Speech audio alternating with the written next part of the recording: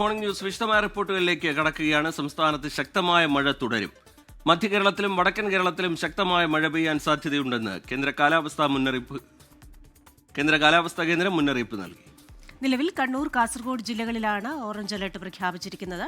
എറണാകുളം മുതൽ വയനാട് വരെയുള്ള ജില്ലകളിൽ യെല്ലോ മുന്നറിയിപ്പുമുണ്ട്. വയനാട് ബാണാസുര സാഗർ അണക്കെട്ടിന്റെ സ്പിൽവേ ഷട്ടറുകൾ ഇന്ന് തുറക്കും. വിവരങ്ങളുമായി തിരുവനന്തപുരത്ത് നിന്ന് സലീം മാലിക്കും ആൻമരിയ സണ്ണി കൊച്ചിയിൽ നിന്നും ചേരും. ആദ്യം സലീം മാലിക്കിലേക്കാണ്. Salim, very good morning. എന്തൊക്കെ ജാഗ്രതാ നിർദ്ദേശങ്ങളാണ് നൽകിയിരിക്കുന്നത്? Christina, Rejith, good morning. മലയാളികൾ ചിങ്ങം തുടങ്ങുന്നത് അതിശക്തമായ മഴയോടുകൂടിയാകും എന്നുള്ളതാണ് കേന്ദ്ര കാലാവസ്ഥാ നിരീക്ഷണ കേന്ദ്രത്തിന്റെ മുന്നറിയിപ്പ്. അതുതന്നെ വടക്കൻ ജില്ലകളിലും മധ്യ കേരളത്തിലും പൂർണ്ണമായും അതിശക്തമായ മഴയ്ക്കുള്ള സാധ്യതയാണ് പ്രവചിക്കുന്നത്. ഏറ്റവും ഒടുവിൽ കാലാവസ്ഥാ നിരീക്ഷണ കേന്ദ്രം പുറത്തിറക്കിയ മുന്നറിയിപ്പ് പ്രകാരം തിരുവനന്തപുരം ജില്ലയിൽ ഒറ്റപ്പെട്ട ഇടങ്ങളിൽ നേരിയ മഴയ്ക്കും മറ്റെല്ലാ ജില്ലകളിലും ഒറ്റപ്പെട്ട ഇടങ്ങളിൽ ഇടത്തരം മഴയ്ക്കുമുള്ള സാധ്യതയാണുള്ളത്. അതിനും അപ്പുറത്തേക്ക് മഴ മുന്നറിയിപ്പിലേക്ക് പോകുമ്പോൾ കണ്ണൂരും കാസർഗോഡും ഓറഞ്ച് അലർട്ട് അതിശക്തമായ മഴയ്ക്കുള്ള സാധ്യതയാണ് കൽപ്പിക്കുന്നത്. അതിനുശേഷം എറണാകുളം മുതൽ ഇങ്ങോട്ട് എറണാകുളം, ഇടുക്കി, തൃശ്ശൂർ, പാലക്കാട്, മലപ്പുറം, കോഴിക്കോട്, വയനാട് ജില്ലകളിൽ യെല്ലോ മുന്നറിയിപ്പും നൽകിയിട്ടുണ്ട്. ഇവിടങ്ങളിലൊക്കെ അതിശക്തമായ മഴയ്ക്കുള്ള സാധ്യതയാണ് നൽകിയിരിക്കുന്നത്. മറ്റു ജില്ലകളിൽ മഴ മുന്നറിയിപ്പില്ല. തെക്കൻ ജില്ലകളിലാണ് നിലവിൽ മഴ മുന്നറിയിപ്പ് ഇല്ലാത്തത്. ഈ കാലവർഷം തുടങ്ങിയത് മുതൽ തന്നെ വടക്കൻ ജില്ലകളിലും മധ്യ കേരളത്തിലുമാണ് അതിശക്തമായ മഴ ലഭിച്ചുകൊണ്ടിരിക്കുന്നത്. അതിന് സമാനമായി തന്നെ ഈ മഴ തുടരും എന്നുള്ളതാണ് കേന്ദ്ര കാലാവസ്ഥാ നിരീക്ഷണ കേന്ദ്രത്തിന്റെ മുന്നറിയിപ്പ്. ന്യൂനമർദ്ദം ഈ നിലയിൽ തന്നെ തുടരുന്നത് കൊണ്ട് മഴയുടെ ശക്തിയും ഇതേ അളവിൽ തന്നെ തുടരും എന്നുള്ളതാണ് കാലാവസ്ഥാ നിരീക്ഷണ കേന്ദ്രം നൽകുന്ന മുന്നറിയിപ്പ്. മാത്രമല്ല, ഈ മാസം 20 വരെയും മഴയുടെ ശക്തി ഇങ്ങനെ തന്നെ നിൽക്കാനാണ് സാധ്യത എന്നും കാലാവസ്ഥാ നിരീക്ഷണ കേന്ദ്രം മുന്നറിയിപ്പായി നൽകുന്നു. അതിൽ തന്നെ കണ്ണൂരും കാസർഗോഡുമാകും 20 വരെയും അതിശക്തമായ മഴയ്ക്കുള്ള സാധ്യതയുണ്ടാവുക. നാളെയും ഈ ജില്ലകളിൽ ഇപ്പോൾ ഓറഞ്ച് അലർട്ടാണ് പ്രഖ്യാപിച്ചിരിക്കുന്നത്. മറ്റന്നാൾ കാസർഗോഡും ഓറഞ്ച് അലർട്ട് പ്രഖ്യാപിച്ചിട്ടുണ്ട്. അങ്ങനെ നിലവിൽ ഈ പെയ്യുന്ന മഴ അതേ അളവിൽ തന്നെ ഈ ജില്ലകളിൽ പ്രത്യേകിച്ചും വടക്കൻ കേരളത്തിലും മധ്യ കേരളത്തിലും ശക്തിയായി തന്നെ തുടരും എന്നുള്ളൊരു നിലയാണ് നിലവിലുള്ളത്. കേരള, ലക്ഷദ്വീപ് തീരങ്ങളിലുള്ള മത്സ്യബന്ധന വിലക്ക് ഇന്നും തുടരുകയും ചെയ്യും. ക്രിസ്റ്റീന. ശരി, സലീം മാലിക് തിരുവനന്തപുരത്ത് നിന്ന് വിവരങ്ങൾ നൽകുകയായിരുന്നു. ആൻമരിയ സണ്ണി കൊച്ചിയിൽ നിന്ന് വിവരങ്ങളുമായി ചേരുന്നുണ്ട്. ആൻമരിയ, എന്താണ് എറണാകുളം ജില്ലയുടെ കാര്യത്തിലുള്ള മുന്നറിയിപ്പ്? അതുപോലെ മധ്യ കേരളത്തിലെ ജില്ലകൾ എത്രത്തോളം ജാഗ്രത പുലർത്തണം? ആൻമരിയ.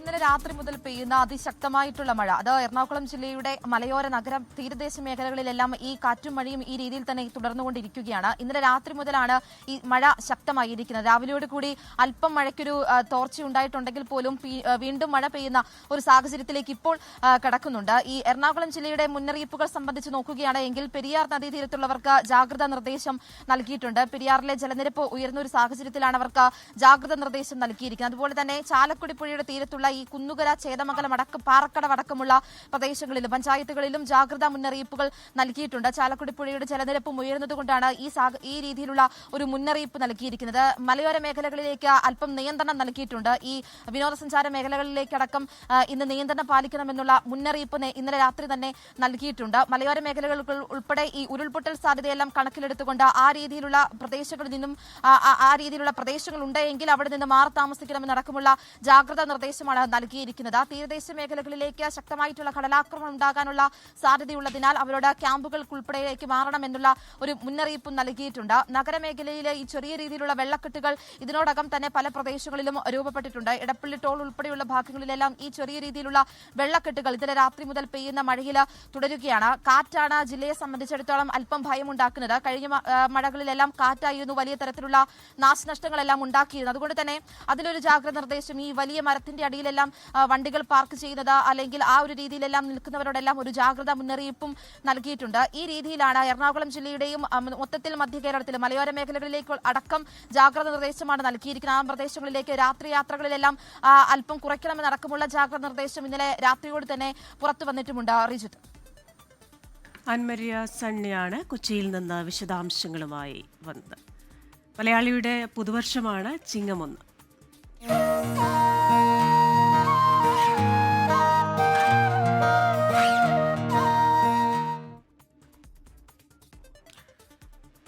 ഇന്ന് ചിങ്ങം 1 പഞ്ഞമാസത്തിന്റെ പട്ടിണിപ്പാടങ്ങൾ താണ്ടി സമൃദ്ധിയുടെ സ്വർണ്ണപ്രഭയുമായി പൊന്നിൻ ചിങ്ങം വീണ്ടും എത്തിയിരിക്കുന്നു. മലയാളിക്ക് ചിങ്ങം 1 കർഷക ദിനം കൂടിയാണ്. മലയാളത്തിന് പുതുനൂറ്റാണ്ടിന്റെ പിറവി കൂടിയാണ് ഇന്ന്. മലയാള വർഷം 1201 13-ാം നൂറ്റാണ്ടിന്റെ ആദ്യ വർഷമാണ്. ചിങ്ങമാസ പൂജകൾക്കായി ശബരിമല നട തുറന്നു. ഈ മാസം 21 വരെ ഭക്തർക്ക് ദർശനം നടത്താം. മഴ മുന്നറിയിപ്പും കക്കി ഡാം തുറന്നതും കണക്കിലെടുത്ത് പമ്പാ സ്നാനത്തിന് നിയന്ത്രണങ്ങളുണ്ട്. സുജിത് സുരേന്ദ്രൻ ശബരിമല സന്നിധാനത്ത് നിന്ന് വിവരങ്ങളുമായി ചേരുന്നുണ്ട്. സുജിത്ത്, വിവരങ്ങൾ എന്താണ് സുജിത്ത്?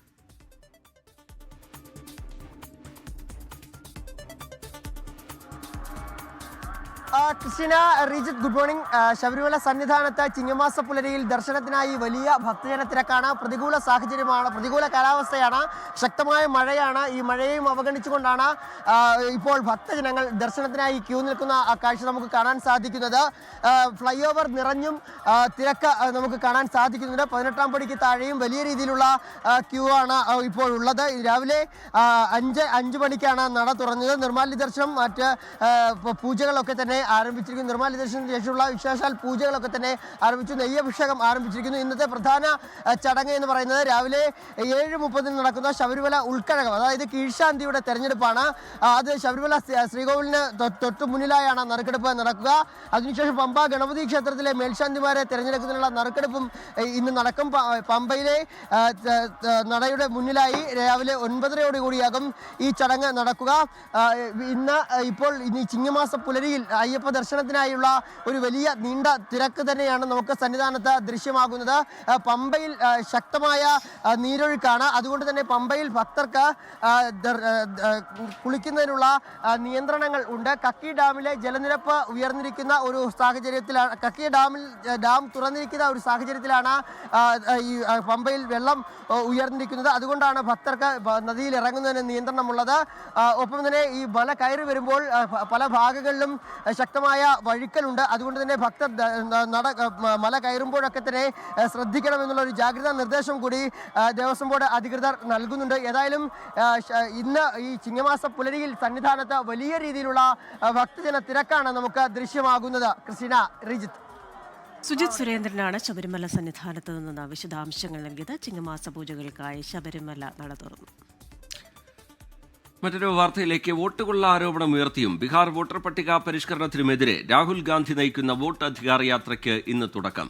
ബീഹാറിലെ സസറാമിൽ രാവിലെ 11:30 വോട്ട് അധികാർ യാത്ര ആരംഭിക്കുക. 2 ആഴ്ച കൊണ്ട് 30 മണ്ഡലങ്ങളിലൂടെ യാത്ര കടന്നുപോകും. കോൺഗ്രസ് അധ്യക്ഷൻ മല്ലികാർജ്ജുൻ ഖാർഗെ, RJD നേതാവ് തേജസ്വി യാദവ് എന്നിവർക്കൊപ്പം ഇന്ത്യ മുന്നണിയിലെ നേതാക്കളും യാത്രയിൽ രാഹുലിനൊപ്പം അണിനിരക്കും. ഈ മാസം 30-ാം തീയതി ആരയിലാണ് യാത്ര സമാപിക്കുക. സെപ്റ്റംബർ 1 പട്നയിൽ ഇന്ത്യ സഖ്യം മെഗാ റാലിയും സംഘടിപ്പിക്കും. വോട്ടുകൊള്ള, ബീഹാർ വോട്ടർ പട്ടിക പരിഷ്കരണം എന്നീ വിഷയങ്ങൾ ഉന്നയിച്ച് രാഹുൽ ഗാന്ധിയുടെ വോട്ടധികാർ യാത്ര ആരംഭിക്കാനിരിക്കെ തെരഞ്ഞെടുപ്പ് കമ്മീഷൻ ഇന്ന് മാധ്യമങ്ങളെ കാണും. വൈകിട്ട് 3 മണിക്കാണ് വാർത്താ സമ്മേളനം. രാഹുലിന്റെ ആരോപണങ്ങൾക്ക് തെരഞ്ഞെടുപ്പ് കമ്മീഷൻ നേരിട്ട് മറുപടി നൽകുമെന്നാണ് സൂചന. വോട്ടർ പട്ടിക സംബന്ധിച്ച ആരോപണങ്ങൾക്ക് വിശദീകരണവുമായി കഴിഞ്ഞ ദിവസം കമ്മീഷൻ വാർത്താക്കുറിപ്പ് പുറത്തിറക്കിയിരുന്നു. വോട്ടർ പട്ടിക തയ്യാറാക്കുന്നതിന്റെ ഓരോ ഘട്ടത്തിലും രാഷ്ട്രീയ പാർട്ടികൾ ഉൾപ്പെട്ടിട്ടുണ്ടെന്നും പട്ടികയുമായി ബന്ധപ്പെട്ട പ്രശ്നങ്ങൾ ഉചിതമായ സമയത്ത് ഉന്നയിച്ചിരുന്നെങ്കിൽ തെറ്റുകൾ തിരുത്താൻ കഴിയുമായിരുന്നുവെന്നുമാണ് വാർത്താക്കുറിപ്പിലെ വിശദീകരണം. ഉപരാഷ്ട്രപതി സ്ഥാനാർത്ഥിയെ തീരുമാനിക്കാനായി BJP പാർലമെന്ററി ബോർഡ് യോഗം ഇന്ന് ചേരും. ഡൽഹിയിലെ BJP ആസ്ഥാനത്ത് വെച്ചാണ് യോഗം ചേരുന്നത്. പ്രധാനമന്ത്രി നരേന്ദ്രമോദിയുടെ അധ്യക്ഷതയിൽ ചേരുന്ന യോഗത്തിൽ ആഭ്യന്തരമന്ത്രി അമിത്ഷാ, പ്രതിരോധ മന്ത്രി രാജ്നാഥ് സിംഗ്, മറ്റ് പാർലമെന്ററി ബോർഡ് അംഗങ്ങൾ എന്നിവർ ഉണ്ടാകും. BJPയിൽ നിന്ന് തന്നെ ഉപരാഷ്ട്രപതി സ്ഥാനാർത്ഥിയെ തെരഞ്ഞെടുക്കുമെന്നാണ് സൂചന. യോഗത്തിൽ സ്വീകരിക്കുന്ന തീരുമാനം ചൊവ്വാഴ്ച ചേരുന്ന NDA പാർലമെന്ററി പാർട്ടി യോഗത്തിൽ അവതരിപ്പിക്കും.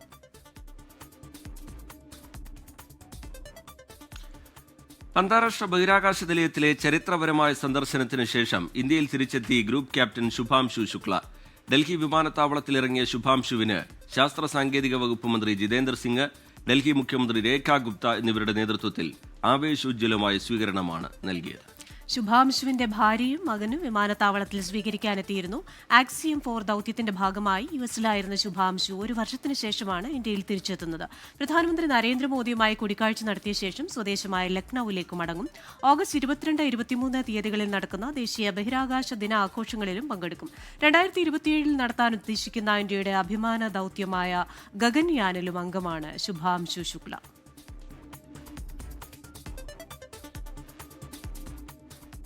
വിദേശകാര്യ സെക്രട്ടറി വിക്രം മിശ്രി ഇന്ന് നേപ്പാൾ സന്ദർശിക്കും. നേപ്പാൾ പ്രധാനമന്ത്രി KP ശർമ്മ ഒലിയുടെ ഇന്ത്യ സന്ദർശനത്തിന് മുന്നോടിയായിട്ടാണ് നേപ്പാളിൽ എത്തുന്നത്.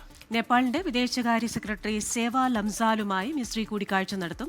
അതിർത്തി തർക്കം, വ്യാപാരം, ഊർജ്ജം, വികസന സഹകരണം എന്നിവയുൾപ്പെടെയുള്ള വിഷയങ്ങൾ ചർച്ചയാകും. നേപ്പാളിലെ ഉന്നത രാഷ്ട്രീയ നേതാക്കളെയും മിസ്രി സന്ദർശിച്ചേക്കും. സന്ദർശനം ഇരു രാജ്യങ്ങളും തമ്മിലുള്ള ബന്ധം, നേപ്പാളിന്റെ സാമ്പത്തിക വികസനത്തിനും അടിസ്ഥാന സൗകര്യ വികസനത്തിനും ഇന്ത്യ നൽകിവരുന്ന സഹായങ്ങൾ വർദ്ധിപ്പിക്കാൻ വഴിയൊരുക്കും. ധർമ്മസ്ഥലയിലെ മുൻ ശുചീകരണ തൊഴിലാളിയുടെ വെളിപ്പെടുത്തലിൽ അന്വേഷണം തുടരുന്നു. ഇന്നും മണ്ണ് നീക്കിയുള്ള പരിശോധന ഉണ്ടാകില്ല. സാക്ഷിയെ ബൽത്തങ്ങാടിയിലെ SIT ഓഫീസിലെത്തിച്ച് ചോദ്യം ചെയ്തു. ആദ്യഘട്ട അന്വേഷണ റിപ്പോർട്ട് ഉടൻ പുറത്തുവരും. അതിനിടെ BJPയുടെ നേതൃത്വത്തിൽ ധർമ്മസ്ഥലയിൽ പ്രതിഷേധ പ്രകടനം സംഘടിപ്പിച്ചു. BJP വിഷയത്തെ രാഷ്ട്രീയവൽക്കരിക്കുന്നതുകൊണ്ട് നേട്ടമുണ്ടാകില്ലെന്ന് കർണാടക ഉപമുഖ്യമന്ത്രി സിദ്ധരാമയ്യ പറഞ്ഞു. കേരള സർവകലാശാലയ്ക്ക് പിന്നാലെ സാങ്കേതിക സർവകലാശാലയിലും സർക്കാർ വൈസ് ചാൻസലർ പോര് രൂക്ഷമാകുന്നു. വിഭജന ഭീതി ദിനം ആചരിക്കരുതെന്ന സർക്കാർ നിർദ്ദേശം കോളേജുകൾക്ക് നൽകിയ അക്കാദമിക് ചുമതലയുള്ള ഡീനെതിരെ നടപടിയെടുക്കാനൊരുങ്ങി വൈസ് ചാൻസലർ K. ശിവപ്രസാദ്. അച്ചടക്ക നടപടിക്ക് മുന്നോടിയായി വൈസ് ചാൻസലർ ഡീനെതിരെ കാരണം കാണിക്കൽ നോട്ടീസ് പുറപ്പെടുവിച്ചിരുന്നു. എന്നാൽ ഡീനെതിരെ നടപടിയെടുക്കാൻ സിൻഡിക്കേറ്റിനാണ് അധികാരം എന്നാണ് ഇടതുപക്ഷ നേതാക്കൾ പറയുന്നത്. അച്ചടക്ക നടപടിയിലേക്ക് കടന്നാൽ കേരള സർവകലാശാലയ്ക്ക് സമാനമായ തർക്കത്തിലേക്ക് സാങ്കേതിക സർവകലാശാലയും മാറും. തൊടുപുഴ വാഗമൺ പാതയിലെ ചാത്തൻപാറയിൽ അപകടങ്ങൾ തുടർക്കഥയാകുന്നത് നമ്മൾ പലപ്പോഴും വാർത്തകളിൽ കണ്ടതാണ്. ആ മേഖല എത്രത്തോളം അപകടകരമാണെന്ന വാർത്ത 24 തന്നെ പുറത്തുവിട്ടതുമാണ്. ഒടുവിൽ ചാത്തൻപാറയിൽ സംരക്ഷണ വേലി നിർമ്മാണം നടക്കുകയാണ്. വിദൂരതയുടെ കാഴ്ച ആസ്വദിക്കുന്നതിനോടൊപ്പം സംരക്ഷണ വേലിയുടെ സുരക്ഷിതത്വവും ഇനി ചാത്തൻപാറയിൽ ഉണ്ടാകും. പ്രധാന അറിയിപ്പ്: ആഴമേറിയ കൊക്ക, അപകട സാധ്യതയുള്ളതിനാൽ കലുങ്കിൽ ആരും ഇരിക്കരുത്. വീതി കുറഞ്ഞ റോഡ്, യാത്രക്കാർ ശ്രദ്ധിച്ച് യാത്ര ചെയ്യുക. ജില്ലാ ദുരന്ത നിവാരണ അതോറിറ്റി. 4-5 കൊല്ലത്തിനിടയിൽ 5-6 പേരെ ജീവൻ പൊലിയേണ്ടി വന്നു. ജില്ലാ ദുരന്ത നിവാരണ അതോറിറ്റിക്ക് ഇവിടെ ഇങ്ങനെ ഒരു ബോർഡ് സ്ഥാപിക്കാനും ചാത്തമ്പാറയിൽ ഇങ്ങനെ കുറേ പണി ചെയ്യാനും.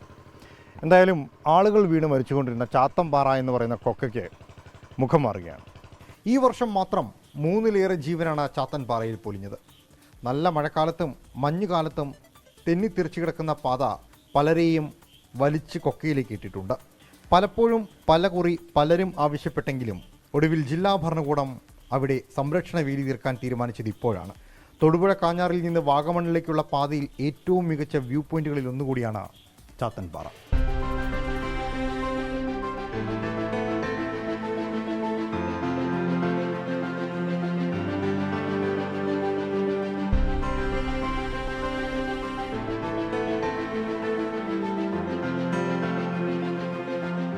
സ്വദേശീയരും വിദേശീയരുമായ നിരവധി പേരാണ് ഈ സ്ഥലം കാണുന്നതിനായി ദിനം പ്രതി ഇവിടേക്ക് എത്തുന്നത്. പതിയിരിക്കുന്ന അപകടങ്ങൾ പതിവായതോടുകൂടിയാണ് സംരക്ഷിത വേലി എന്ന മാർഗത്തിലേക്ക് ജില്ലാ ടൂറിസം പ്രൊമോഷൻ കൗൺസിൽ എത്തുന്നത്.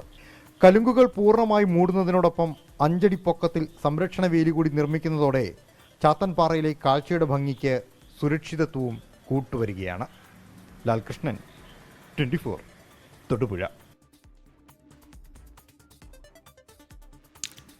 മിന്നൽ പ്രളയം നാശം വിതച്ച ജമ്മുകശ്മീരിലെ കിഷ്ത്വാറിൽ കാണാതായവർക്കായുള്ള തെരച്ചിൽ 4-ാം ദിവസവും തുടരുന്നു. സൈന്യത്തിന്റെ നേതൃത്വത്തിൽ ആധുനിക ഉപകരണങ്ങൾ എത്തിച്ചാണ് തെരച്ചിൽ. ഡ്രോണുകൾ, കെടാവർ നായകൾ, ഭൂഗർഭ പരിശോധനാ റഡാറുകൾ എന്നിവ എത്തിച്ചിട്ടുണ്ട്. 200-ലധികം പേരെ ഇനിയും കണ്ടെത്താനുണ്ട്. ഇതുവരെ 65 മൃതദേഹം കണ്ടെത്തി. കാണാതായവരുടെ കൃത്യമായ കണക്ക് ലഭ്യമായിട്ടില്ല.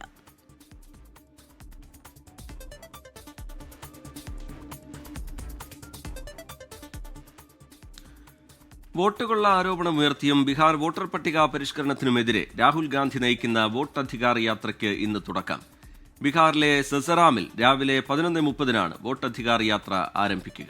2 ആഴ്ച കൊണ്ട് 30 മണ്ഡലങ്ങളിലൂടെ യാത്ര കടന്നുപോകും. അതേസമയം രാഹുൽ ഗാന്ധിയുടെ ആരോപണങ്ങൾക്ക് ഇന്ന് തെരഞ്ഞെടുപ്പ് കമ്മീഷൻ നേരിട്ട് മറുപടി നൽകുമെന്നാണ് സൂചന. ഉച്ചകഴിഞ്ഞ് 3 മണിക്ക് ഡൽഹിയിൽ മാധ്യമങ്ങളെ കാണും. ബീഹാറിൽ നിന്ന് വിനീത വിജിയും ഡൽഹിയിൽ നിന്ന് ബൽറാം നെടുങ്ങാടിയും ചേരും. വിനീത വിജിയിലേക്കാണ്.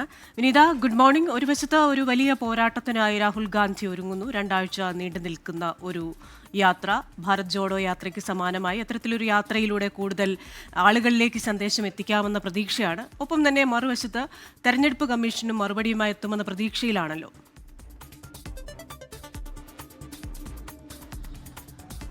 തീർച്ചയായും വോട്ട് കൊള്ളയ്ക്കും ബീഹാർ വോട്ടർ പട്ടിക പരിഷ്കരണത്തിനുമെതിരെ രാഹുൽ ഗാന്ധി നയിക്കുന്ന വോട്ടധികാർ യാത്രയ്ക്ക് ഇന്ന് തുടക്കമാവുകയാണ്. ബീഹാറിലെ സസ്രാമിൽ നിന്ന് രാവിലെ 11:30-ക്കാണ് ഈ യാത്രയ്ക്ക് തുടക്കമാവുക. ഒപ്പം നിരവധി പ്രവർത്തകരും ഒപ്പം തന്നെ ഇന്ത്യ മുന്നണിയിൽ അടക്കമുള്ള വിവിധ നേതാക്കളും ഈ യാത്രയുടെ ഭാഗമാകുമെന്നാണ് അറിയാൻ കഴിയുന്നത്. നമ്മളിപ്പോൾ ഉള്ളത് ബീഹാറിലാണ്. നമുക്ക് ഈ കാണാൻ കഴിയുന്ന പോലെ വഴിയോരങ്ങളിലെല്ലാം ഈ യാത്രയ്ക്ക് ഒരു സ്വീകരണമൊക്കെ നൽകിക്കൊണ്ടുള്ള ബാനറുകളും പോസ്റ്ററുകളും ഒക്കെ തന്നെ കാണാൻ കഴിയുന്നുണ്ട്. ബീഹാറിൽ 2 ആഴ്ച നീണ്ടു നിൽക്കുന്ന പരിപാടികളാണ് ഉണ്ടാവുക. ഇതിൽ ഏറ്റവും പ്രധാനമെന്ന് പറയുന്നത് ഈ SIR വോട്ടർ പട്ടിക പരിഷ്കരണവുമായി ബന്ധപ്പെട്ട പ്രശ്നങ്ങളുള്ള മേഖലകളിലൂടെ അടക്കമാണ് രാഹുൽ ഗാന്ധിയുടെ ഈ യാത്ര പോകുന്നത് എന്നുള്ളത് തന്നെയാണ്. രാവിലെ ഇന്ന് 11:30-യോടുകൂടിയാണ് ഫ്ലാഗ് ഓഫ് ഉണ്ടാവുക. 11:30-ക്കാണ് രാഹുൽ ഗാന്ധിയുടെ നേതൃത്വത്തിലുള്ള വോട്ടധികാർ യാത്ര ആരംഭിക്കുന്നത്. മല്ലികാർജ്ജുൻ ഖാർഗെ ഒപ്പം തന്നെ തേജസ്വി യാദവ് ഉൾപ്പെടെയുള്ളവർ ഈ യാത്രയുടെ ഭാഗമാകുമെന്ന് തന്നെയാണ് നമുക്ക് അറിയാൻ കഴിയുന്നത്. ഇത് കൂടാതെ തന്നെ ഓരോ മണ്ഡലങ്ങളിലൂടെയും യാത്ര കടന്നു പോകുമ്പോൾ ഇന്ത്യ മുന്നണിയിലെ അടക്കമുള്ള വിവിധ നേതാക്കൾ യാത്രയ്ക്ക് അണിനിരക്കും. ഇത് ഗയ, മുംഗേർ, ബഗൽപൂർ, കടിഹാർ, പൂർണിയ, മധുബനി തുടങ്ങി 30 മണ്ഡലങ്ങളിലൂടെയാണ് യാത്ര കടന്നു പോവുക. കോൺഗ്രസ് അധ്യക്ഷൻ മല്ലികാർജ്ജുൻ ഖാർഗെ, തേജസ്വി യാദവ് ഉൾപ്പെടെയുള്ളവർ യാത്രയുടെ ഭാഗമാകും. നമുക്ക് ബീഹാറിൽ കാണാൻ കഴിയുന്ന പോലെ തന്നെ വിപുലമായിട്ടുള്ള ഒരുക്കങ്ങളൊക്കെയാണ് ഈ യാത്രയുടെ ഭാഗമായി ഇവിടെ ഉള്ളത്. ഈ വഴിയോരങ്ങളിലെല്ലാം ബാനറുകൾ ഒപ്പം തന്നെ SIR-നെതിരെയുള്ള പോസ്റ്ററുകളൊക്കെ ഒരുക്കിയിട്ടുണ്ട്. ഇങ്ങനെ വിപുലമായിട്ടുള്ള ഒരു യാത്രയ്ക്ക് തയ്യാറെടുക്കുകയാണ് ബീഹാർ. രാവിലെ 11:30-യോടുകൂടിയായിരിക്കും ഈ വോട്ടധികാർ യാത്ര ആരംഭിക്കുക. ശരി, ബീഹാറിൽ നിന്ന് വിനീത വിജി വിവരങ്ങൾ പങ്കുവെക്കുകയായിരുന്നു. ഡൽഹിയിൽ നിന്ന് ബൽറാം നെടുങ്കാടി കൂടി നമുക്കൊപ്പം ചേരുന്നുണ്ട്. ബൽറാം, ഈ കണക്കുകൾ നിരത്തിയുള്ള തെളിവുകൾ പുറത്തുവിട്ടുകൊണ്ടുള്ള രാഹുലിന്റെ വാർത്താ സമ്മേളനം, അത് രാജ്യത്തൊന്നാകെ അതിന്റെ അലയൊലികൾ ഇപ്പോഴുമുണ്ട്. ഒരു ശക്തമായ പ്രത്യക്ഷ പ്രതിഷേധത്തിലേക്ക് കോൺഗ്രസ് കടക്കുന്ന ഘട്ടം കൂടിയാണ്. ഇത്രയും നാൾ തെരഞ്ഞെടുപ്പ് കമ്മീഷൻ ഇതിലൊരു തെളിവുകൾ ഹാജരാക്കട്ടെ എന്നതിനപ്പുറത്തേക്ക് ഒരു വിശദീകരണം നൽകുന്നില്ല എന്നുള്ളതായിരുന്നു വിമർശനം. ഇന്ന് കമ്മീഷൻ മാധ്യമങ്ങളെ കാണുന്നുണ്ട്. പക്ഷേ നേരത്തെ ആവർത്തിച്ചതിനപ്പുറത്തേക്ക് വളരെ ഡീറ്റെയിലായി ഈ വിഷയം തെരഞ്ഞെടുപ്പ് കമ്മീഷൻ സൂചിപ്പിക്കാനും അതിൽ വിശദീകരണം നൽകാനും ഒക്കെയുള്ള സാധ്യത കാണുന്നുണ്ടോ ബൽറാം?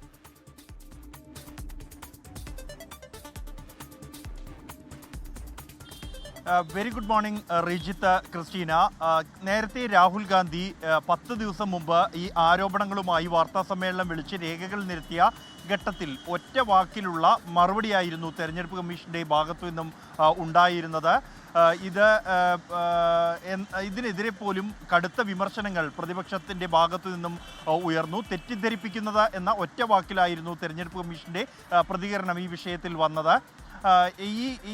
ഇതിനെ തുടർന്നാണ് പിന്നീട് ഇപ്പോൾ പ്രത്യക്ഷ പ്രതിഷേധത്തിലേക്കും സംസ്ഥാന തലങ്ങളിൽ വലിയ യാത്രകളിലേക്കും പ്രതിപക്ഷം കടന്നത്. ഇന്ന് രാഹുൽ ഗാന്ധിയുടെ നേതൃത്വത്തിലുള്ള യാത്ര ആരംഭിക്കാനിരിക്കെയാണ് തെരഞ്ഞെടുപ്പ് കമ്മീഷൻ ഒരു വാർത്താ സമ്മേളനം വിളിച്ചിരിക്കുന്നത്. നിലവിലിപ്പോൾ തെരഞ്ഞെടുപ്പ് കമ്മീഷന് മുന്നിൽ ഉപരാഷ്ട്രപതി തിരഞ്ഞെടുപ്പ്, ഒപ്പം തന്നെ ബീഹാറിലെ വോട്ടർ പട്ടിക പരിഷ്കരണം അടക്കമുള്ള വിഷയങ്ങൾ നിലനിൽക്കുന്നുണ്ട് എങ്കിൽ പോലും ഈ വാർത്താ സമ്മേളനം രാഹുൽ ഗാന്ധി ഉന്നയിച്ച വോട്ടുകളുള്ള ആരോപണത്തിന് മറുപടി ഈ വാർത്താ സമ്മേളനത്തിൽ ഉണ്ടാകും എന്ന് തന്നെയാണ് പ്രതീക്ഷിക്കുന്നത്. കാരണം കഴിഞ്ഞ ദിവസം വൈകിട്ടും തെരഞ്ഞെടുപ്പ് കമ്മീഷൻ ഈ വാർത്താ സമ്മേളനം വിളിച്ചിരിക്കെ ഇന്നലെ രാത്രിയോടെ ഒരു വാർത്താക്കുറിപ്പ് പുറത്തുവിട്ടിരുന്നു. അത് ഈ വോട്ടുകളുള്ള ആരോപണത്തിനുള്ള മറുപടിയുമായാണ്. ഈ രാഷ്ട്രീയ പാർട്ടികൾക്ക് തെരഞ്ഞെടുപ്പ് വോട്ടർ പട്ടിക തയ്യാറാക്കുന്ന ഘട്ടത്തിലെല്ലാം തന്നെ പങ്കുണ്ട് എന്നും ഈ രാഷ്ട്രീയ പാർട്ടികൾക്കും ഒപ്പം തന്നെ വോട്ടർമാർക്കും കരട് വോട്ടർ പട്ടികയിൽ പിഴവുണ്ടെങ്കിൽ അതിൽ ഇടപെടാൻ അവസരവും സമയവും അനുവദിക്കുന്നുണ്ട് എന്നും കരട് വോട്ടർ പട്ടിക പ്രസിദ്ധീകരിച്ച് 1 മാസത്തെ സമയം അതിന് അനുവദിക്കുന്നുണ്ട് എന്ന് തെരഞ്ഞെടുപ്പ് കമ്മീഷൻ ഈ വാർത്താക്കുറിപ്പിൽ വ്യക്തമാക്കുന്നു. ഉചിതമായ സമയത്ത് ഇത്തരത്തിൽ പരാതികൾ ഉണ്ടെങ്കിൽ ഉന്നയിക്കാവുന്നതാണ് എന്നും ആ ഘട്ടത്തിൽ ഉന്നയിച്ചാൽ അവ പരിഹരിക്കപ്പെടും. നിലവിൽ ഉന്നയിച്ചത് സമാനമായ പ്രശ്നങ്ങൾ ഉണ്ടാകുമായിരുന്നില്ല എന്നുമാണ് ഈ വാർത്താക്കുറിപ്പിൽ വ്യക്തമാക്കുന്നത്. ഒപ്പം തന്നെ രാഹുൽ ഗാന്ധിക്കെതിരെ ഒരു പരോക്ഷ വിമർശനവും ഉണ്ട്. ഈ പല രാഷ്ട്രീയ പാർട്ടികൾ അല്ലെങ്കിൽ ചില രാഷ്ട്രീയ പാർട്ടികളോ അവരുടെ ഏജന്റുമാരോ ഉചിതമായ സമയത്ത് ഇത് ശ്രദ്ധിച്ചിരുന്നില്ല എന്നാണ് തെരഞ്ഞെടുപ്പ് കമ്മീഷന് തോന്നുന്നത് എന്നായിരുന്നു ഈ പരോക്ഷ വിമർശനം. എന്തായാലും രാഹുൽ ഗാന്ധി ഉന്നയിച്ച ആരോപണങ്ങളെ തള്ളിക്കളഞ്ഞിട്ടില്ല കഴിഞ്ഞ ദിവസത്തെ വാർത്താക്കുറിപ്പിൽ എന്നുള്ളത് ഏറെ ശ്രദ്ധേയമാണ്. അതേസമയം വോട്ടർ പട്ടികയിൽ പ്രശ്നങ്ങളുണ്ടെങ്കിൽ അവ പരിഹരിക്കാൻ സമയം അനുവദിക്കുന്നുണ്ട്. ആ ഉചിതമായ സമയത്ത് നടപടി ഉണ്ടായില്ല, അത് ശ്രദ്ധിച്ചിരുന്നില്ല ഇപ്പോൾ ആരോപണം ഉന്നയിക്കുന്നവർ എന്നുള്ള ഒരു പരോക്ഷ വിമർശനം മാത്രമാണ് ഉൾപ്പെടുത്തിയിരുന്നത്. ഈ ഒരു ശൈലിയിൽ തന്നെയായിരിക്കും, അല്ലെങ്കിൽ ഈ ഒരു നയത്തിൽ തന്നെയായിരിക്കും ഇന്നത്തെ വാർത്താ സമ്മേളനത്തിലും തെരഞ്ഞെടുപ്പ് കമ്മീഷൻ വിശദീകരണം നൽകുക എന്നുള്ളത് ഏതാണ്ട് വ്യക്തമായിരിക്കുകയാണ്. എന്നാൽ തെളിവുകൾ നിരത്തിക്കൊണ്ട് ഒരു വാർത്താ സമ്മേളനം ഉണ്ടാകുമോ എന്നുള്ളത് തന്നെയാണ് രാജ്യം ഉറ്റുനോക്കുന്നത്. കാരണം ആദ്യമായാണ് ഇത്തരത്തിലൊരു ഭരണഘടനാ സ്ഥാപനത്തിനെതിരെ, തെരഞ്ഞെടുപ്പ് കമ്മീഷനെതിരെ ജനകീയമായ ഒരു പ്രതിഷേധത്തിലേക്ക്, പരസ്യമായ ഒരു പ്രതിഷേധത്തിലേക്ക് പോകുന്നത് എന്നതുകൊണ്ട് തന്നെ തെരഞ്ഞെടുപ്പ് കമ്മീഷനെ സംബന്ധിച്ചിടത്തോളം വിശ്വാസ്യത കാത്തു സൂക്ഷിക്കേണ്ടതും കാര്യങ്ങൾ വിശദീകരിക്കേണ്ടതും സുതാര്യമാണ് എന്ന് ജനങ്ങളെ ഉൾപ്പെടെ ബോധ്യപ്പെടുത്തേണ്ടതുമുണ്ട്. അതുകൊണ്ട് തന്നെ ഇന്നത്തെ വാർത്താ സമ്മേളനത്തിൽ ഇക്കാര്യങ്ങൾ തെരഞ്ഞെടുപ്പ് കമ്മീഷൻ വിശദീകരിക്കുമെന്ന് തന്നെയാണ് പ്രതീക്ഷിക്കുന്നത്. റിജിത്ത്, ക്രിസ്റ്റീന. ഡൽഹിയിൽ നിന്ന് ബൽറാം നെടുങ്ങാടിയാണ് വിശദാംശങ്ങളുമായി ചേർന്നത്. തെരഞ്ഞെടുപ്പ് കമ്മീഷന് ഇന്ന് നൽകാൻ സാധ്യതയുള്ള ഒരു മറുപടിയുടെ ഏകദേശ രൂപമാണിപ്പോൾ ബൽറാം നെടുങ്ങാടി വിശദീകരിച്ചത്. ഇനി പതിവ് സെഗ്മെന്റിലേക്കാണ് വാർത്താലോകം.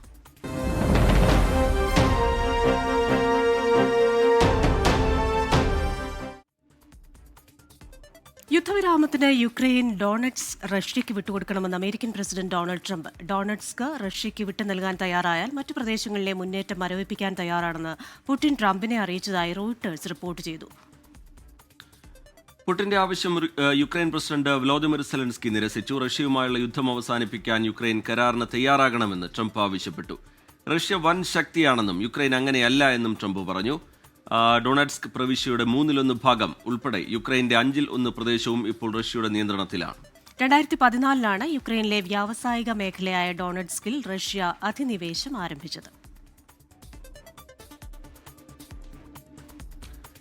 സൗദി ഓഹരി വിപണിയിൽ ഇനി ആഗോള നിക്ഷേപകർക്കും വ്യാപാരം നടത്താം. ഇതിനായി വിദേശ നിക്ഷേപകർക്ക് പ്രത്യേക ഡിജിറ്റൽ ID അനുവദിക്കും. ഗൾഫിലെ ഏറ്റവും വലിയ സ്റ്റോക്ക് മാർക്കറ്റാണ് സൗദിയിലേത്. ജിദ്ദയിൽ നിന്നും ജലീൽ കണ്ണമംഗലം തയ്യാറാക്കിയ റിപ്പോർട്ടിലേക്ക്.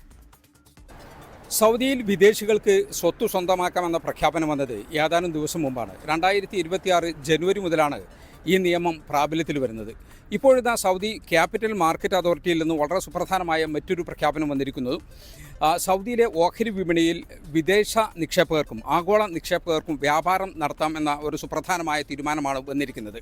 നിലവിൽ സൗദി പൗരന്മാർക്കും GCC പൗരന്മാർക്കും GCCയിലെ പ്രവാസികൾക്കും സൗദി റെസിഡൻറ്റ് വിസയുള്ളവർക്കും മാത്രമാണ് സൗദി ഓഹരി വിപണിയിൽ വ്യാപാരം നടത്താൻ അനുമതിയുള്ളത്.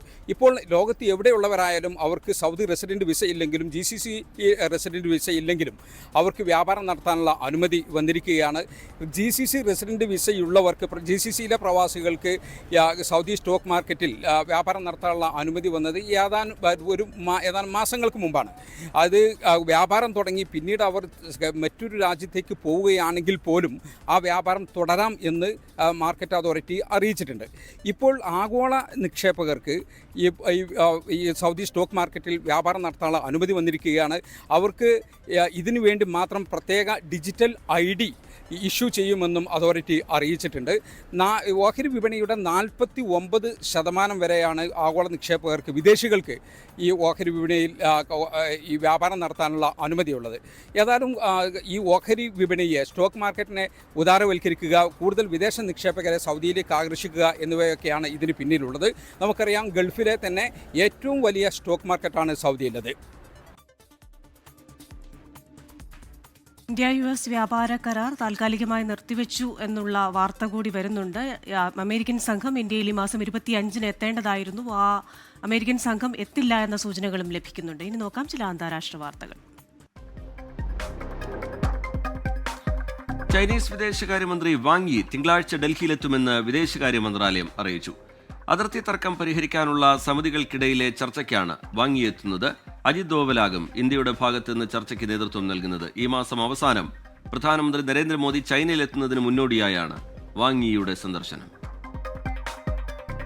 റിയൽ എസ്റ്റേറ്റ് രംഗത്ത് മാറ്റങ്ങൾ കൊണ്ടുവരാൻ ഒരുങ്ങി സൗദി. സൗദിയിൽ ഇനി വിദേശികൾക്കും സ്വന്തമായി ഭൂമി വാങ്ങാം.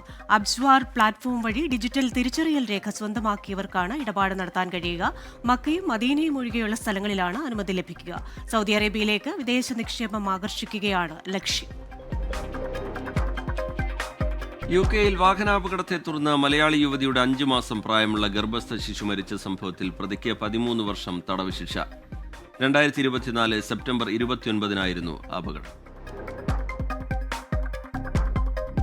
സൗദിയിലേക്ക് മരുന്നുകളുമായി പോകുന്ന യാത്രക്കാർക്ക് ഇനി മുതൽ ഓൺലൈനിലൂടെ ക്ലിയറൻസ് പെർമിറ്റ് നേടാം. സൗദി ഫുഡ് ആൻഡ് ഡ്രഗ് അതോറിറ്റിയാണ് പുതിയ ക്ലിയറൻസ് സംവിധാനം നടപ്പാക്കിയത്. സൗദിയിലേക്ക് കൊണ്ടുവരാൻ അനുമതിയുള്ള മരുന്നുകളുടെ ലിസ്റ്റും അനുവദിച്ചിട്ടുള്ള അളവും വെബ്സൈറ്റിൽ ലഭ്യമാണ്. ഒമാനിൽ തേയ്മാനിയ ദ്വീപുകൾക്ക് സമീപം ബോട്ട് മറിഞ്ഞ അപകടത്തിൽപ്പെട്ട 4 പേരെ രക്ഷപ്പെടുത്തി. ശക്തമായ കാറ്റും തിരമാലയുമാണ് അപകട കാരണമെന്ന് റോയൽ ഒമാൻ പോലീസ് അറിയിച്ചു. ഒമാൻ തീരസംരക്ഷണ സേനയാണ് അപകടത്തിൽപ്പെട്ടവരെ രക്ഷപ്പെടുത്തിയത്. ഇനി കായിക വാർത്തകളാണ്. കേരള ക്രിക്കറ്റ് ലീഗ് 2ാം സീസണ് ഗ്രാൻഡ് ലോഞ്ചിംഗ് തിരുവനന്തപുരത്ത് നടന്ന ചടങ്ങിൽ 6 ടീമുകളിലെയും താരങ്ങളെയും ലീഗിന്റെ ഭാഗ്യചിഹ്നങ്ങളെയും അവതരിപ്പിച്ചു. ഇന്ത്യൻ ക്രിക്കറ്റ് താരം സഞ്ജു സാംസണായിരുന്നു ചടങ്ങിലെ മുഖ്യ ആകർഷണം.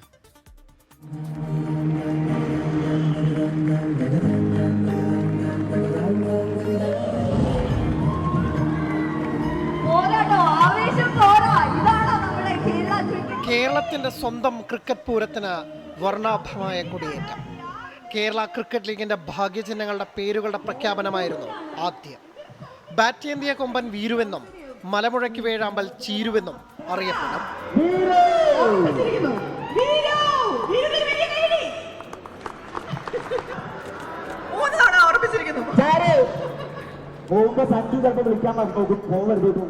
പിന്നെ 6 ടീമുകളുടെയും പുതിയ സീസണിലെ പോരാളികൾ വേദിയിൽ.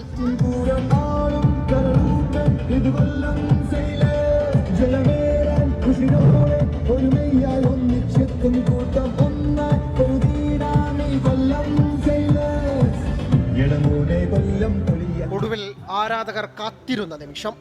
ലീഗ് ചരിത്രത്തിലെ ഏറ്റവും വിലയേറിയ താരമായി തിരഞ്ഞെടുക്കപ്പെട്ട ഇന്ത്യൻ വിക്കറ്റ് കീപ്പർ സഞ്ജു സാംസണും ടീമും നിലയ്ക്കാത്ത കയ്യടികളുടെ ആരവങ്ങൾക്കിടയിലൂടെ വേദിയിലേക്ക്.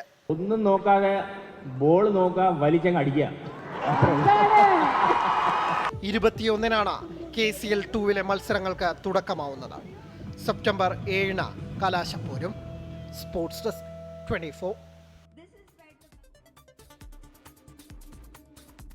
കേരള ക്രിക്കറ്റിന്റെ ബ്രാൻഡ് അംബാസിഡറാണ് സഞ്ജു സാംസൺ എന്ന KCA പ്രസിഡന്റ് ജയേഷ് ജോർജ്. സഞ്ജുവിന്റെ വരവോടെ കേരള ക്രിക്കറ്റ് ലീഗിന്റെ മാറ്റുകൂട്ടിയെന്നും അദ്ദേഹം പറഞ്ഞു. ഇന്ത്യയിലെ പ്രാദേശിക 2020 ലീഗുകളിൽ മുൻനിരയിൽ തന്നെ KCL ഇപ്പോഴുമുണ്ടെന്നും ജയേഷ് ജോർജ് 24-നോട് പറഞ്ഞു. കേരള ക്രിക്കറ്റ് ലീഗ് 2ാം സീസണ് കളമൊരുങ്ങുകയാണ്. കഴിഞ്ഞ തവണത്തേക്കാൾ കൂടുതൽ മികവാർന്ന സീസണായിരിക്കും എന്ന കാര്യത്തിൽ തർക്കമില്ല. സന്നാഹ മത്സരമടക്കം അതിൻ്റെ ഒരു വലിയ രീതിയിലുള്ള വിളംബരമായി മാറിക്കഴിഞ്ഞു. KCL 2-ന്റെ പ്രതീക്ഷകൾ പങ്കുവയ്ക്കുകയാണ് KCA പ്രസിഡന്റ് ജയേഷ് ജോർജ്. എന്തായാലും കഴിഞ്ഞ സീസണേക്കാൾ ഗംഭീരമാകും എന്നുള്ള സൂചനകൾ ഇപ്പോഴേ ഉണ്ട്. നമ്മൾ വലിയ പ്രതീക്ഷയിലാണ്. തീർച്ചയായിട്ടും കേരള ക്രിക്കറ്റ് അസോസിയേഷനും വലിയ പ്രതീക്ഷയിൽ തന്നെയാണ്. അതിൻ്റെ നമുക്കറിയാം, ഇന്നലെ നടന്ന ഒരു പ്രദർശന മത്സരം തന്നെ നമ്മൾക്ക് ഒരുപാട് ആളുകളിലേക്ക് അത് എത്തിക്കാൻ കഴിഞ്ഞു. അല്ലെങ്കിൽ കേരള ക്രിക്കറ്റ് ലീഗിൻ്റെ ഒരു എന്താ പറയുക, അങ്ങനെ ഒരു ലീഗ് ഇവിടെ നടക്കുന്നുണ്ടെന്നും അത് ഫാൻസ് അത് എനിക്ക് തോന്നുന്നു അറിഞ്ഞുകൊണ്ട് തന്നെ ഇന്നലത്തെ ഒരു പ്രദർശന മത്സരമാണെങ്കിൽ തന്നെ എനിക്ക് തോന്നുന്നു ഒരു 10,000-ലധികം ആളുകൾ ഇന്നലത്തെ സ്റ്റേഡിയത്തിൽ കളി കാണുന്നുണ്ടായിരുന്നു. ഇത്തവണ വലിയൊരു ഹൈലൈറ്റ് എന്ന് പറയുന്നത് സഞ്ജു എന്നുള്ളത് തന്നെയാണ്. അപ്പോൾ സഞ്ജുവിൻ്റെ വരവ് കുറച്ചുകൂടി ലീഗിനെ സഹായിക്കുന്നു എന്ന് തോന്നൽ. തീർച്ചയായും നമ്മൾ മോഹൻലാൽ, ലാലേട്ടൻ നമ്മുടെ ബ്രാൻഡ് അംബാസഡറായിട്ട് അവിടെ ഉണ്ട്. അപ്പോൾ തന്നെ ക്രിക്കറ്റിൻ്റെ ബ്രാൻഡ് അംബാസഡർ സഞ്ജു ആണല്ലോ കേരളത്തിനെ സംബന്ധിച്ച്. അപ്പോൾ സഞ്ജു കളിക്കാൻ വരുമ്പോൾ തീർച്ചയായിട്ടും അത് അദ്ദേഹത്തിൻ്റെ ഫേസ്ബുക്ക് അല്ലെങ്കിൽ അദ്ദേഹത്തിൻ്റെ സോഷ്യൽ മീഡിയ ഉണ്ട്. നാച്ചുറലി ആ സഞ്ജുവിൻ്റെ ഫാൻസ് ഉണ്ട്. അവരെല്ലാവരും ഇതിന് ഒരു എക്സ്ട്രാ ഒരു നമുക്കെന്താ പറയുക ഒരു പ്രൊമോഷൻ കിട്ടുന്നതാണ്, ഒരു വിത്തൗട്ട് കോസ്റ്റ് നമ്മൾ സഞ്ജു കളിക്കാന്നുള്ള രീതിയിൽ. അപ്പോൾ സഞ്ജു ഇപ്പോൾ സ്വന്തം ലോക്കൽ ബോയാണ്, കൊച്ചിക്ക് കളിക്കണമെന്നേ ഉള്ളൂ. പക്ഷേ എവിടെ നിന്നാലും കേരളത്തിൻ്റെ കുട്ടിയാണല്ലോ, അല്ലാതെ ഇത് കൊച്ചിയുടെ അല്ലെങ്കിൽ തിരുവനന്തപുരത്തിൻ്റെ എന്ന് പറയാൻ പറ്റില്ല. അപ്പോൾ നമ്മുടെ തന്നെ അല്ലെങ്കിൽ കേരള ക്രിക്കറ്റ് അസോസിയേഷനിൽ കേരളത്തിൻ്റെ താരം എന്നുള്ള രീതിയിൽ അദ്ദേഹത്തെ കാണാൻ വേണ്ടി എല്ലായിടത്തും ഫാൻ ബേസ് ഉണ്ടല്ലോ സഞ്ജുവിന്. സഞ്ജു മാത്രമല്ല, പ്രത്യേകിച്ച് കഴിഞ്ഞ നമ്മുടെ രഞ്ജിയിലെ ഹിസ്റ്റോറിക് ഫൈനൽ അത് കളിച്ചോടുകൂടി തന്നെ നമ്മുടെ താരങ്ങളെയൊക്കെ കുറച്ചുകൂടി പേരെടുത്ത ആളുകൾക്ക് അറിയാൻ തുടങ്ങിയിട്ടുണ്ട്. സച്ചിൻ ബേബി ഓൾറെഡി ഉണ്ട്. അപ്പോൾ തന്നെ സൽമാൻ നിസാർ ആവട്ടെ, രോഹൻ കുന്നുമലാവട്ടെ, അസറുദ്ദീൻ ആവട്ടെ, അപ്പോൾ ഇങ്ങനെ താരങ്ങളെ നമുക്ക് അടുത്തറിയാവുന്ന ആളുകളായി മാറി തുടങ്ങി. അപ്പോൾ അതും ലീഗിന് ഒരുപാട് ഗുണം ചെയ്യും. നമുക്കറിയാം, അത് വളരെ അതെ കറക്റ്റ്, താങ്കൾ പറഞ്ഞത് കറക്റ്റാണ്. നമുക്ക് ഈ ഒരു സഞ്ജു സാംസൺ അല്ലെങ്കിൽ ടിനു യോഹന്നാൻ അല്ലെങ്കിൽ ശ്രീശാന്ത് അങ്ങനെ കുറച്ച് താരങ്ങളെ ക്രിക്കറ്റ് ആയിട്ട് ബന്ധപ്പെട്ട് പൊതുജനങ്ങൾക്ക് അറിയാവുള്ളൂ. അതിപ്പോൾ സച്ചിൻ ബേബി തന്നെ നമ്മൾ രഞ്ജി ട്രോഫി ഫൈനലിലെത്തിയ ക്യാപ്റ്റൻ എന്നുള്ള രീതിയിൽ കുറച്ച് പബ്ലിസിറ്റി അല്ലെങ്കിൽ കേരളത്തിലെ ആൾക്കാർ അറിഞ്ഞു തുടങ്ങി. പക്ഷേ ഇപ്പോൾ നമുക്കറിയാം, ഞാൻ കഴിഞ്ഞ ഒരു 2 TV ചാനലുകളിലൊക്കെ പോകുമ്പോൾ അസറുദ്ദീനെ പറ്റി പറയുമ്പോഴും സൽമാനെ പറ്റി പറയുമ്പോൾ അപ്പോൾ തന്നെ നമ്മുടെ ഹെൽമെറ്റിൻ്റെ കഥയാണ് ആൾക്കാർ പറയുന്നത്. KCLനും ഇപ്പം തന്നെ KCAയുടെ എല്ലാ ഓപ്പറേഷൻസിനും എല്ലാ ഭാഗങ്ങളും നേരുന്നു. ഇപ്പോൾ KCA പ്രസിഡൻ്റാണ് സംസാരിച്ചത്. അപ്പോൾ KCLൻ്റെ സീസൺ 2ൻ്റെ പ്രതീക്ഷകളാണ് പങ്കുവച്ചത്. ഒപ്പം തന്നെ KCAയുടെ ഇപ്പോഴത്തെ ഓപ്പറേഷൻസ് ഭാവിയിൽ വരാനിരിക്കുന്നത് വനിതാ ലോകകപ്പ്, അങ്ങനെ എല്ലാ തരത്തിലും പ്രതീക്ഷയിലാണ് KCA ഉള്ളത്. തിരുവനന്തപുരത്ത് നിന്ന് സന്തോഷിനൊപ്പം അനിൽ വാസുദേവ്, 24. ഇന്ത്യയുമായി ഈ മാസം അവസാനം നടത്താനിരുന്ന വ്യാപാര ചർച്ചകൾ മാറ്റിവെച്ച് അമേരിക്ക. US സംഘത്തിന്റെ ഇന്ത്യ സന്ദർശനം തൽക്കാലം മരവിപ്പിച്ചു.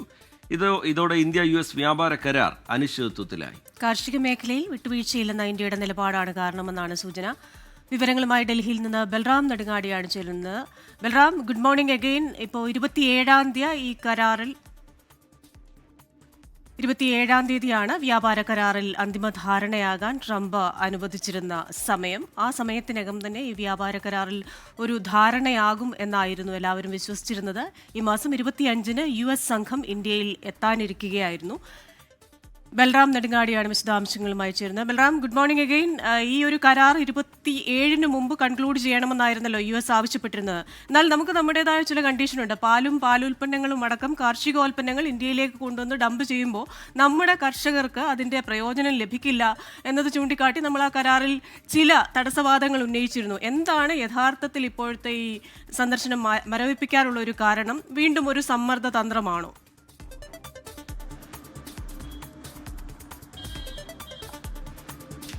Very good morning Christina Rejith. Christina സൂചിപ്പിച്ച പോലെ തന്നെ ഈ മാസം 27 മുതൽ ഇന്ത്യൻ ഉൽപ്പന്നങ്ങൾക്ക് താരിഫ് ഏർപ്പെടുത്താനായിരുന്നു US-ന്റെ തീരുമാനം. അതിനു മുൻപായി ചർച്ചകൾ പൂർത്തിയാക്കി ഇക്കാര്യങ്ങൾ സംബന്ധിച്ച തർക്കങ്ങളുള്ള മേഖലകൾ, ആ കാര്യങ്ങളെല്ലാം പരിഹരിക്കാനുള്ള ഒരു തീരുമാനത്തിലായിരുന്നു നേരത്തെ ഉണ്ടായിരുന്നത്. ഇതനുസരിച്ച് ഈ മാസം 25-ന് US സംഘം ചർച്ചകൾക്കായി ഇന്ത്യയിൽ എത്തുമെന്നായിരുന്നു നേരത്തെ അറിയിച്ചിരുന്നത്. എന്നാൽ ആ ഒരു സന്ദർശനമാണ് ഇപ്പോൾ മാറ്റിവെച്ചിരിക്കുന്നത്. അത് അനിശ്ചിതത്വത്തിലായിരിക്കുകയാണ് ഇതോടെ ഇന്ത്യ-US വ്യാപാര കരാർ എന്നുള്ളത്. ഇത് രേഖാമൂലം ഈ സന്ദർശനം മാറ്റിയതായി അറിയിച്ചിട്ടില്ല എങ്കിൽ പോലും വാക്കാൽ ഇക്കാര്യം ആശയവിനിമയം നടത്തിയിരിക്കുന്നു എന്നാണ് ലഭ്യമാകുന്ന റിപ്പോർട്ടുകൾ വ്യക്തമാക്കുന്നത്. ക്രിസ്റ്റീന സൂചിപ്പിച്ച പോലെ തന്നെ ഈ കരാറിൻ്റെ തുടക്കം മുതൽ തന്നെയുള്ള ഒരു പ്രധാന പ്രശ്നങ്ങളിൽ ഒന്ന് അത് പാലുൽപ്പന്നങ്ങളും കാർഷികോൽപ്പന്നങ്ങളും ഇന്ത്യൻ വിപണി അമേരിക്കൻ ഉൽപ്പന്നങ്ങൾക്ക് തുറന്നു കൊടുക്കണം എന്നുള്ളതായിരുന്നു. ഇന്ത്യയെ സംബന്ധിച്ചിടത്തോളം വലിയ വെല്ലുവിളി നേരിടുന്ന ഒരു വ്യവസ്ഥയാണ് അത്. കാരണം ഇന്ത്യയിലെ കർഷകർ, അത് ക്ഷീരകർഷകരും ക്ഷീരോൽപ്പന്നങ്ങൾ ആശ്രയിക്കുന്ന കർഷകരെയും മറ്റ് കർഷകരെയും ബാധിക്കുന്ന ഒരു തീരുമാനമാകും എന്നതുകൊണ്ട് തന്നെ വിവിധ കർഷക സംഘടനകൾ ഉൾപ്പെടെ ഇക്കാര്യത്തിൽ ഇന്ത്യയുടെ നിലപാട് അല്ലെങ്കിൽ ഈ കരാറിൽ ഈ വ്യവസ്ഥകൾ കർഷകരെ അപകടത്തിലാക്കുന്ന വ്യവസ്ഥകൾ ഒഴിവാക്കണമെന്ന ആവശ്യം ഉന്നയിച്ചിരുന്നു. ഈ ഒരു സന്ദർശനം അനിശ്ചിതത്വത്തിലാകാനുള്ള കാരണങ്ങളിൽ ഒന്ന് ഇതാണ് എന്നാണ് നമുക്ക് അറിയാൻ കഴിയുന്നത്. ഒപ്പം തന്നെ മറ്റൊരു കാരണം എന്നുള്ളത് കഴിഞ്ഞ ദിവസം നടന്ന പുടിൻ ട്രംപ് കൂടിക്കാഴ്ചയിൽ പ്രശ്നങ്ങൾക്ക് പരിഹാരമാകുമെന്ന് പ്രതീക്ഷിച്ചിരുന്നു. പ്രത്യേകിച്ച് ഈ യുക്രൈൻ റഷ്യ സംഘർഷവും അതിനെ ഈ ഒരു പശ്ചാത്തലത്തിൽ റഷ്യയിൽ നിന്നും ഇന്ത്യ എണ്ണ വാങ്ങുന്നതായിരുന്നു ഈ ഇരട്ട തീരുവ നടപ്പാക്കാൻ അല്ലെങ്കിൽ പിഴത്തീരുവ നടപ്പാക്കാനുള്ള കാരണമായി US ചൂണ്ടിക്കാണിച്ചത്. അതിൽ ഒരു പരിഹാരമുണ്ടാകും എന്ന ഒരു പ്രതീക്ഷ അത് US-നുണ്ടായിരുന്നു. അതിനുവേണ്ടിയുള്ള സമ്മർദ്ദമായിരുന്നു ഇന്ത്യക്ക് മേൽ ചെലുത്തിയിരുന്നത് എന്നുള്ളതും വ്യക്തമാണ്. നേരത്തെ തന്നെ പ്രധാനമന്ത്രി നരേന്ദ്രമോദി വ്ളാഡിമിർ സെലൻസ്കിയുമായും വ്ളാഡിമിർ പുടിനുമായും സംസാരിക്കുകയും ചെയ്തിരുന്നു. പിന്നീടാണ് ഈ ചർച്ച ഉൾപ്പെടെ ഉണ്ടായിരുന്നത്. എന്നാൽ പ്രതീക്ഷിച്ചതുപോലെ ഒരു ഫലം ആ ചർച്ചയിൽ നിന്നും ഉണ്ടായില്ല. ഇതൊരു പ്രാഥമിക ചർച്ച എന്ന നിലയിൽ മാത്രമാണ് കഴിഞ്ഞ ദിവസത്തെ ചർച്ച അവസാനിപ്പിച്ചത് എന്നതുകൊണ്ട് തന്നെ ആ ചർച്ചയിലും ഫലമുണ്ടായില്ല.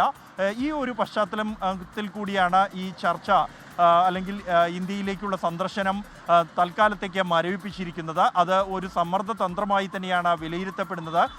ഈ മാസം 27 മുതൽ ഇന്ത്യൻ ഉൽപ്പന്നങ്ങൾക്ക് US ഇരട്ടി തീരുവ ഏർപ്പെടുത്തും, ഈടാക്കും എന്നുള്ളതാണ് നിലവിൽ ഇതുമൂലമുണ്ടായിരിക്കുന്ന ഒരു സാഹചര്യം. ബൽറാം നെടുങ്ങാടിയാണ് ഡൽഹിയിൽ നിന്ന് വിശദാംശങ്ങൾ നൽകിയത്. മുൻപ് തന്നെ US ട്രഷറി സെക്രട്ടറി പറഞ്ഞിരുന്നു, അലാസ്ക ചർച്ചകൾ പരാജയമായാൽ ഇന്ത്യക്ക് മേലുള്ള താരിഫ് അനിശ്ചിതത്വത്തിലാകും എന്ന സൂചന നേരത്തെ തന്നെ നൽകിയിരുന്നു. മറ്റൊരു റിപ്പോർട്ടിലേക്ക്. തൃശൂർ പെരിങ്ങൽകുത്ത് ഡാമിലെ 2 സ്ലൂയിസ് വാൾവുകൾ തുറന്നു. ചാലക്കുടി പുഴയിൽ ജലനിരപ്പ് ഉയരാൻ സാധ്യതയുണ്ട്. പാറക്കടവ്, കുന്നുകര, പുത്തൻവേലിക്കര, ചേന്നമംഗലം പഞ്ചായത്തിലുള്ളവർ ജാഗ്രത പുലർത്തണം. വിഷ്ണു സുരേഷാണ് തൃശൂരിൽ നിന്ന് വിശദാംശങ്ങളുമായി ചേരുന്നത്. Vishnu, good morning. ഏതൊക്കെ തരത്തിലുള്ള ജാഗ്രതാ നിർദ്ദേശങ്ങളാണ് നൽകിയിരിക്കുന്നത്?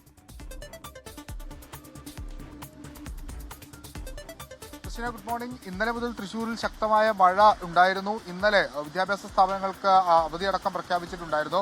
നിലവിൽ ഇന്ന് മഴ അല്പം മാറി നിൽക്കുകയാണ്. എന്നിരുന്നാൽ പോലും പെരിങ്ങൽകുത്ത് ഡാമിലേക്കുള്ള നീരൊഴുക്ക് വർദ്ധിച്ച പശ്ചാത്തലത്തിലാണ് സ്ലൂയിസ് വാൽവ് തുറക്കാനുള്ള തീരുമാനത്തിലേക്ക് എത്തിയത്. അതുകൊണ്ട് തന്നെ ഈ ചാലക്കുടി പുഴ തീരത്തുള്ള ആളുകളൊക്കെ ജാഗ്രത പുലർത്തണമെന്ന് നിർദ്ദേശം നൽകിയിട്ടുണ്ട്. അതിരപ്പള്ളി പോലുള്ള മേഖലകളിലൊക്കെ ശക്തമായ മഴ നേരിടുന്നുണ്ട്. 3 പഞ്ചായത്തിലാണ് പ്രധാനമായും ജാഗ്രതാ നിർദ്ദേശം ജില്ലാ ദുരന്ത നിവാരണ അതോറിറ്റി നൽകിയിരിക്കുന്നത്. പാറക്കടവ്, കുന്നുകര, പുത്തൻവേലിക്കര ഈ പഞ്ചായത്തിലുള്ളവർ കൂടുതൽ ജാഗ്രത പുലർത്തണമെന്നാണ് നിർദ്ദേശം. ഒപ്പം മറ്റിടങ്ങളിലേക്ക് ഈ വെള്ളം എത്തുന്ന പശ്ചാത്തലത്തിൽ അല്ലെങ്കിൽ വെള്ളം കയറുന്ന സാഹചര്യമുണ്ടെങ്കിൽ ഉടൻ തന്നെ ജനപ്രതിനിധികളെ അറിയിക്കാൻ നിർദ്ദേശം നൽകിയിട്ടുണ്ട്.